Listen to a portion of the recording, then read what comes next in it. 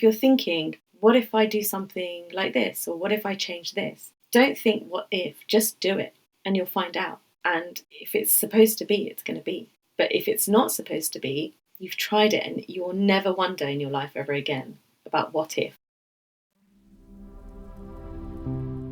Welcome to What Was, What Next. This is a podcast about the seasons of change that shape our lives. I'm Hina Thacker, and in each episode, I sit down with someone who has stepped away from what once was, be it a career, a role, a relationship, an identity, and is now finding their way through the uncertain space of what comes next. These are not stories of perfect reinvention. They're honest conversations about the in-between seasons, the moments when the old life no longer fits and the new one hasn't fully formed. If you're navigating a transition of your own, you're not alone here. There are many of us who have navigated through those same waters. So let's begin the conversation for today.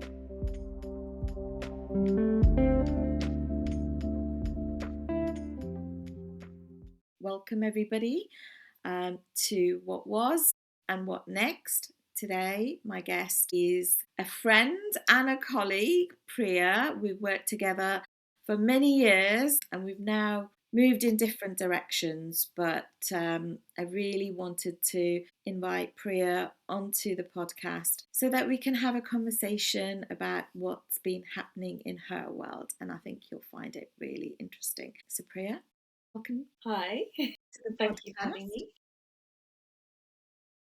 It's been, Priya, we've known each other for years, right? Mm-hmm.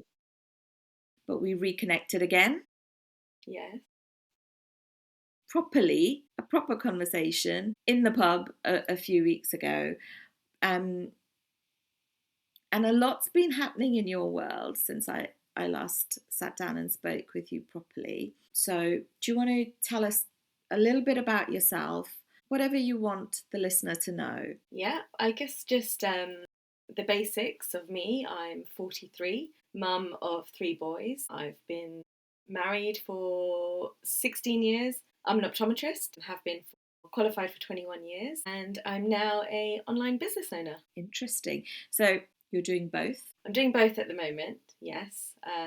It's always good to start something new when you've still got something steady, I think. It's just safer that way. And then I'm going to see where it takes me. So from what you said, I sense that obviously something shifted that makes you want to change your work, change what you're doing, to change from being purely an optometrist to being a business owner. So tell us what work was like, or what was happening before this shift, this desire to change came about. So I think, life just keeps going, right? You just live every day and it's always the same, and you don't realise that the years go past and you blink and 21 years have gone past and I've been in the same situation. I've been working the same job, the same career, day in, day out, doing the same things. And when you have a family, you just kind of slot that into it. And I guess it's very similar to many other people where you build this life for yourself and you're always taught to work hard, get an education, get the job, get your paychecks, have a family, and that's life. And that's basically everything that I followed. So I was there and I was living that. But I think I ended up becoming really robotic at it and I didn't realise. So 21 years went past and I had a family, but with everything that was added into my life, it was creating more pressure that it was hidden pressure. I didn't know about it. And I was burning out. And I didn't realise I was burning out until a huge life-changing something happened to me 3 years ago now. And it snapped me out of that hamster wheel that I was on. And it just made me, it's almost like the light turned on. And I realised that 21 years have just gone past and I've just been doing the same thing day in, day out. And I've just wasted 21 years of my life.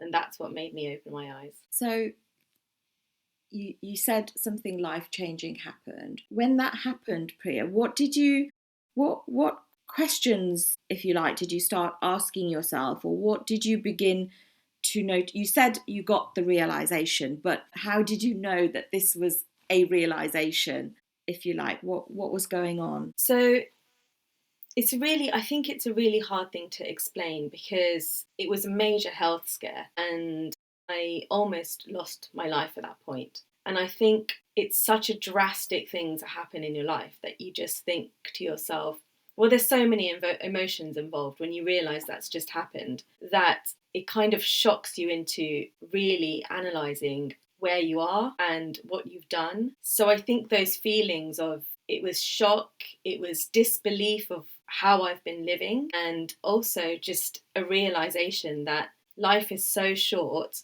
that you really have to make the most of it. And if you're just going through the motions, that's not making the most of life. You're not then living for yourself, you're living for everybody else around you. And you're doing things that everyone else needs, but not what you need. So I think those feelings started to crop up at the same time that I was dealing with the emotional situation of going through what's just happened. It was all at the same time. So it was quite a load of emotions that just bombarded me internally.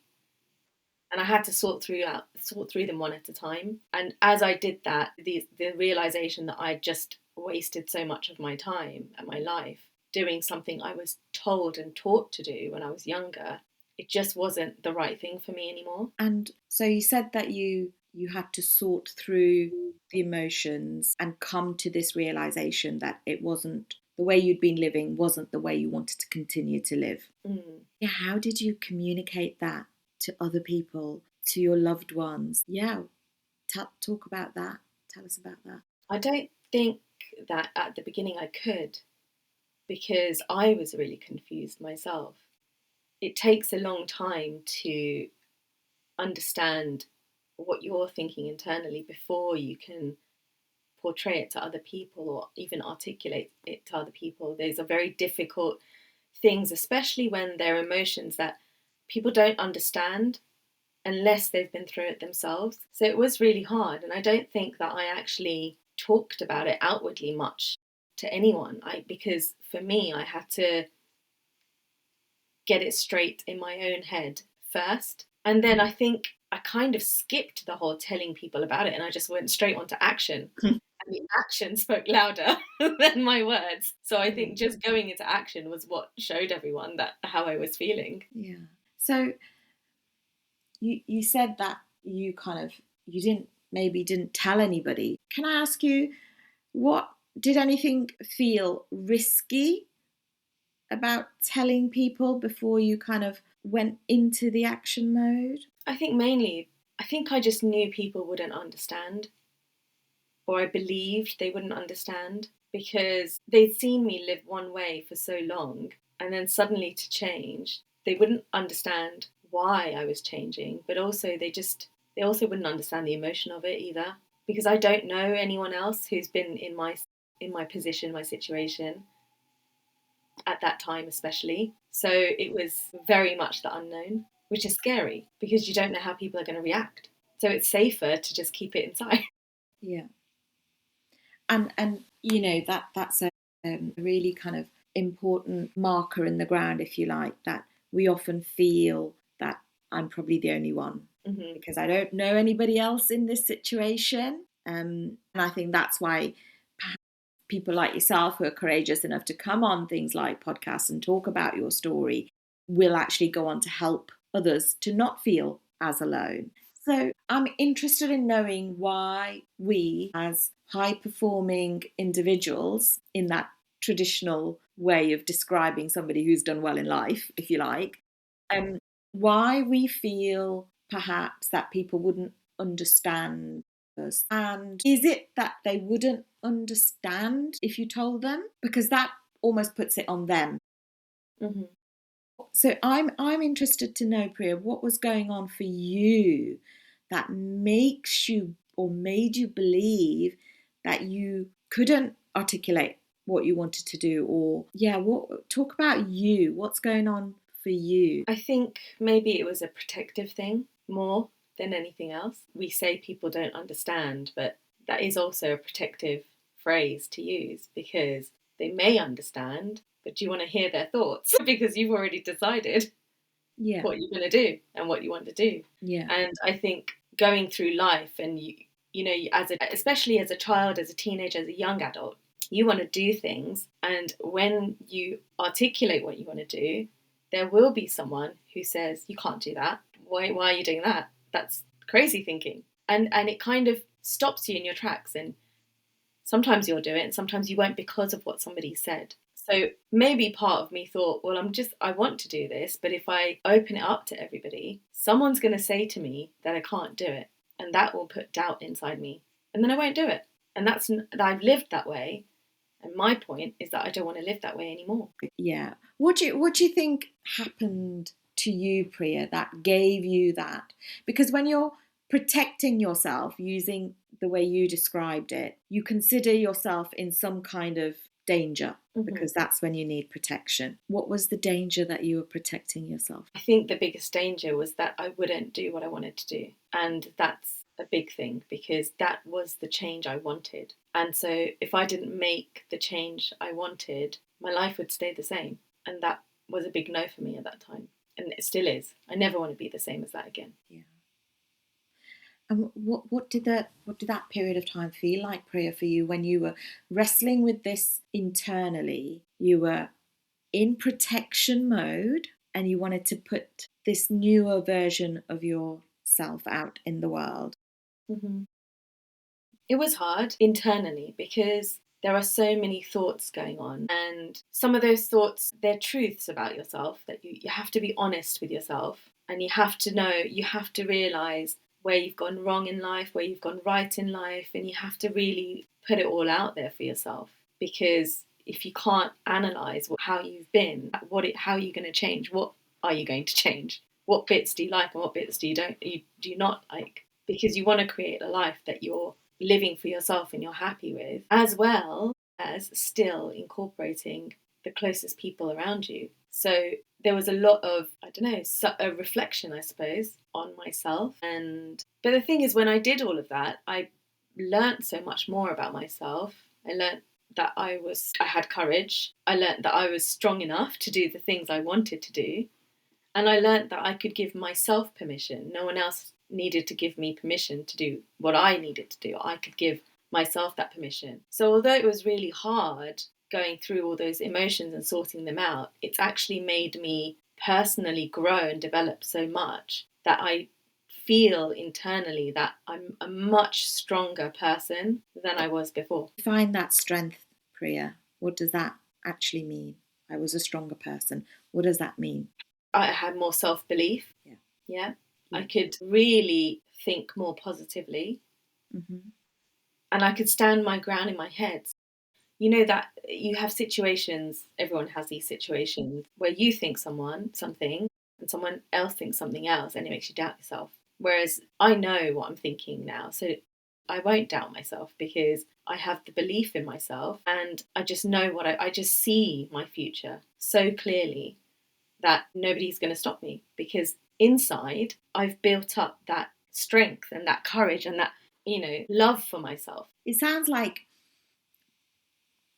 the 21 years, although they were beautiful, you have a career, you have a loving husband, you have children. So it's not to diss any of what went on before. No, not at all. But it's to say, because of all of that, this is where I am now, and this is how I want to live my life going forward. Life is a learning curve.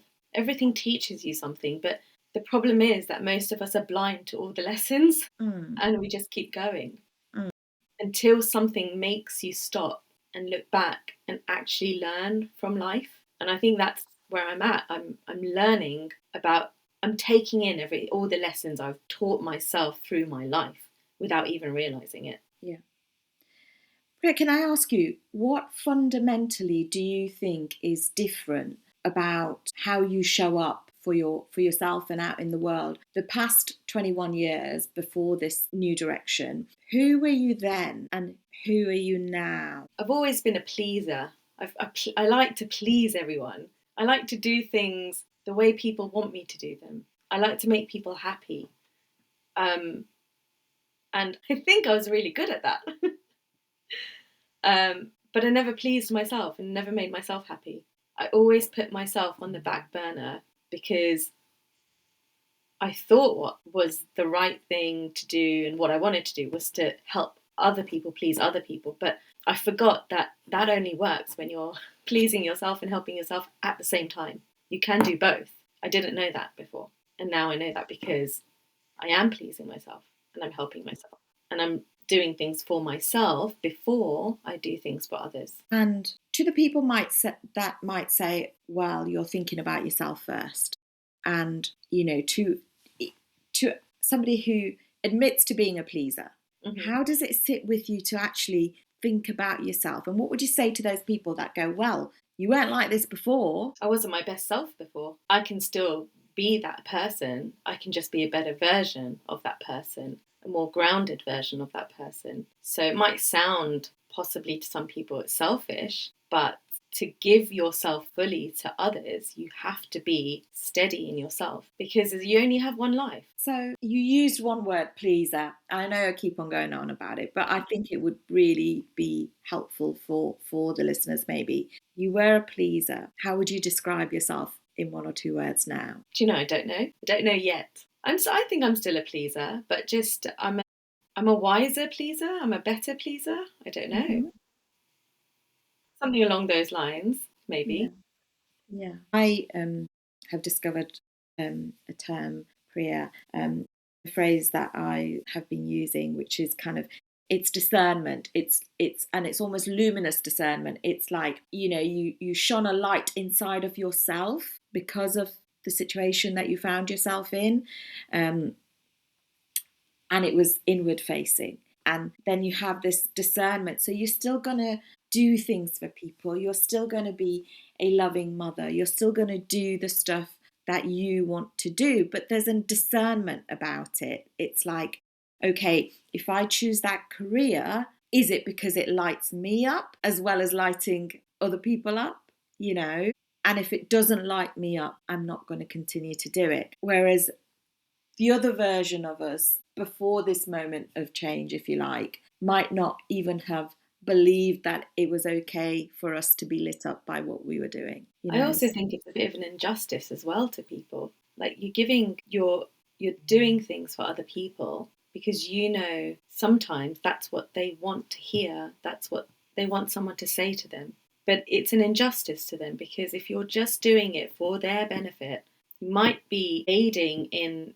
them not progress. So if you're doing it from a place where you're completely grounded and you have your own self-belief, you can actually give what you really think to them and you can help them in a way that will really help them because you're not doing it for any other reason apart from aiding them. Yeah. That's a lot of self-awareness there, isn't there, Priya? So you've thought about this a lot. As you said, you've worked on yourself. And so you said you're an entrepreneur. Mm-hmm. What do you do? If you want to share. I work in the travel space and I work by helping other people become entrepreneurs. Okay. So I give them a vehicle. Yeah. To and it lights you up. Absolutely. It's the one thing I found that I'm allowed to grow myself and grow others at the same time. I don't think I've ever come across anything like that yet. That sounds good. Your voice definitely lifted a little bit when you said that. So before you arrived at this, from when you made the decision, something's got to change, and you arrived at this business, were there any false starts, or did you think I'm going to do this, but it didn't quite work out? Or because you said it's the one thing I found where I can help myself and help others. So I just wanted to know, had you tried other things? I hadn't really tried other things, but I had looked into other things, and a lot of the other things I was looking into was again related to what I already knew. So I'm in healthcare, so I was looking down that route of healthcare, but more holistic approach to healthcare, and also more something that I could have my own business in. But you had to go back and you had to study and you had to do all of that. And at the point I was at, I'm 43 years old. I now know how short life is. I don't want to waste any more time. I just want to get going. I don't want to study anymore, and I don't want to build something from the ground up, because I want to enjoy the life that I have left. And it's that I want things really fast now, because I don't want to lose the rest of my life Yeah. doing something that I love. Yeah. That there was almost a path that was laid out for you. You will go to school, then you'll do this, then you'll do that, then you'll do the next. And it's almost like you're moving down this other path now, and you may not have full clarity, because that's the nature of business. It's not a 9 to 5. There's no guaranteed fixed paycheck at the end of the month. There's a lot of uncertainty in the path that you've chosen to embrace. What inside of you, Priya, is helping you to move forward on that path?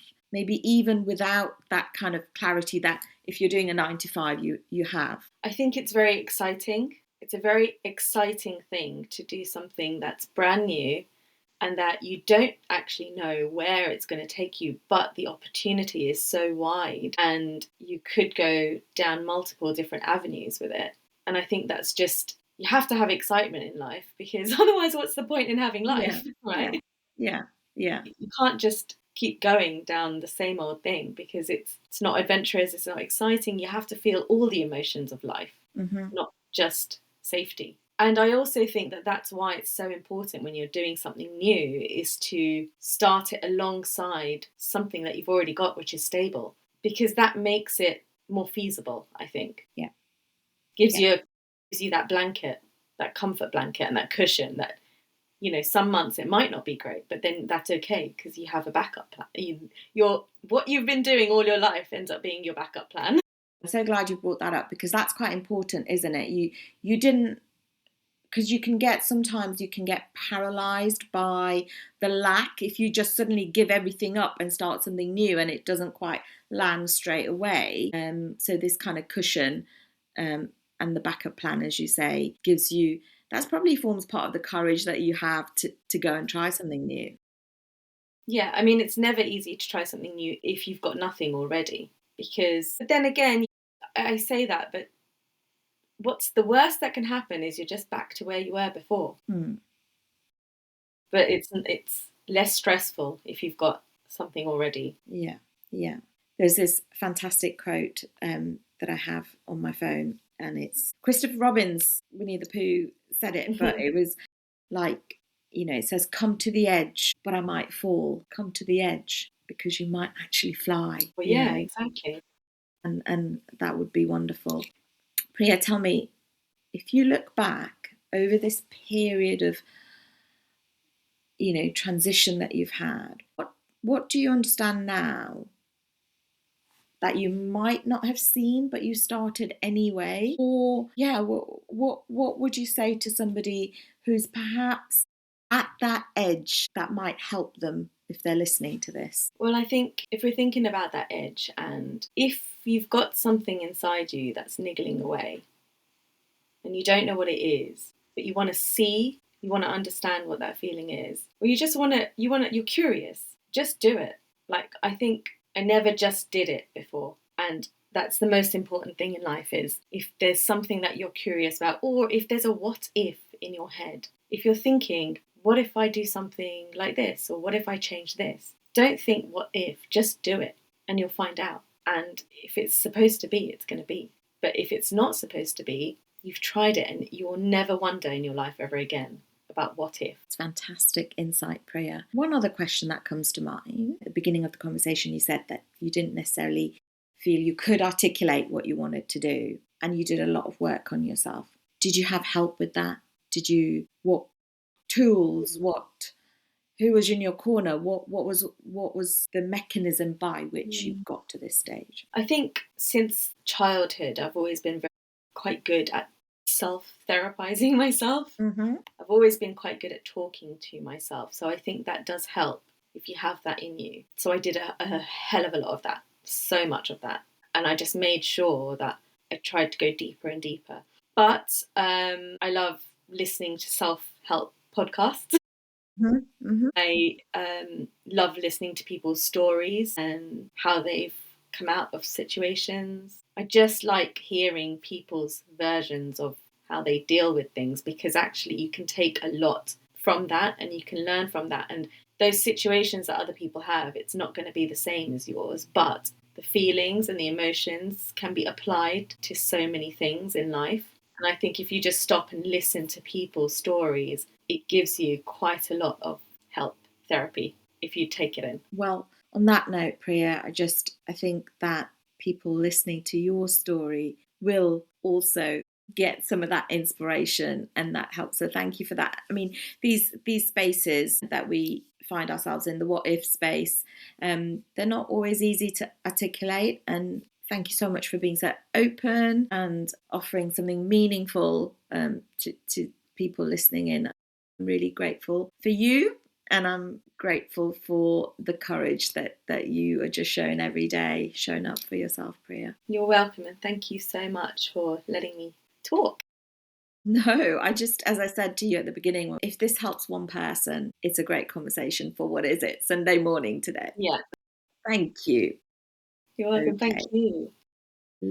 So that was what next, and please drop us any comments if you've got any thoughts on the episode, if you've got any questions, and we will catch you next time. Thank you so much for listening to What Was, What Next. Every story that we share here is a reminder that life moves in seasons, and that the space between what was and what comes next is not a failure, but part of the journey. So if this conversation resonated with you, please do share it with someone who might need to hear it as well. Until next time, take care of yourselves in whatever season you're in. And remember, the season that makes no sense today may be the one that shapes the future for you. So embrace it in all its glory. Till next time.